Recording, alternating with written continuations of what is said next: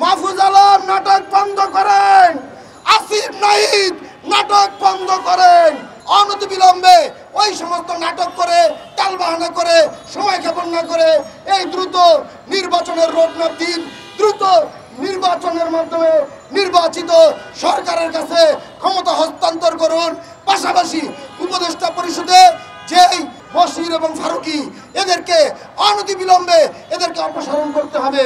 পাশাপাশি আমি বলবো যে এই উপদেষ্টা পরিষদের শুরু থেকে বলে আসছি, এই উপদেষ্টা পরিষদে ছাত্রের প্রতিনিধি রয়েছে, এই উপদেষ্টা পরিষদে শিক্ষকের প্রতিনিধি রয়েছে, সংখ্যালঘুদের প্রতিনিধি রয়েছে, ক্ষুদ্র নৃগোষ্ঠীর প্রতিনিধি রয়েছে, এনজিওদের প্রতিনিধি রয়েছে, কিন্তু 7,34,00,000 শ্রমিকের কোনো প্রতিনিধি এই উপদেষ্টা পরিষদে নাই।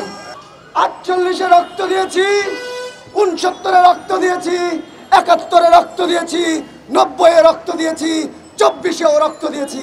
আমরা কি শুধু রক্ত দিয়েই যাব? আমাদের রক্ত দেওয়ার দিন শেষ হবে কবে?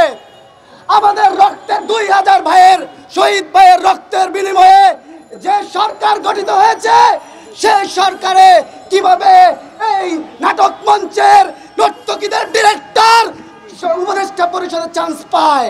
তারা কোন ক্রাইটেরিয়ায় উপদেষ্টা হয়েছে? আওয়ামী লীগের ফ্যাসিবাদের দামি নির্বাচনের তিনবারের এমপি, এই এলিট শ্রেণীর আকিজ গ্রুপের কর্ণধাররা কিভাবে কোন ক্রাইটেরিয়ায় তারা উপদেষ্টা পরিষদের স্থান পায় আমরা জানতে চাই। আর যদি অনতিবিলম্বে এই ফ্যাসিবাদী দালালদেরকে উপদেষ্টা পরিষদ থেকে বাদ না দেয়, আমরা কঠোর থেকে কঠোর আন্দোলনে যাব। জুলাই বিপ্লবের স্পিরিট ধারণ করে না এমন কোন ব্যক্তিকে আমরা উপদেষ্টা পরিষদে দেখতে চাই না। জুলাই চলছে, জুলাই চলবে। আজকে 135 জুলাই, ইনকিলাব জিন্দাবাদ। এই জাতির বুকে লাথি দিয়ে কিভাবে আবার ক্ষমতার মসনদে আসেন এই দোসররা, কিভাবে এই বিপ্লবকে লাথি মেরে ক্ষমতায় বসতে চায়।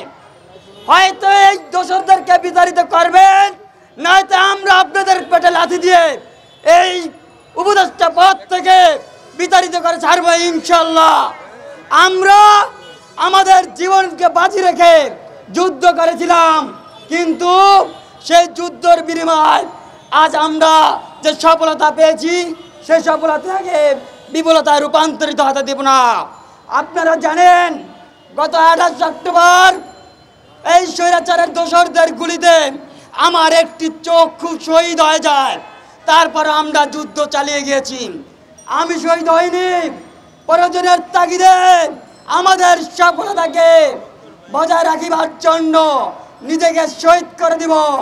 ততক্ষণ পর্যন্ত আমরা সংগ্রাম চালিয়ে যাব, এই দোসর মুক্ত বাংলাদেশ প্রতিষ্ঠিত করে ছাড়ব ইনশাআল্লাহ।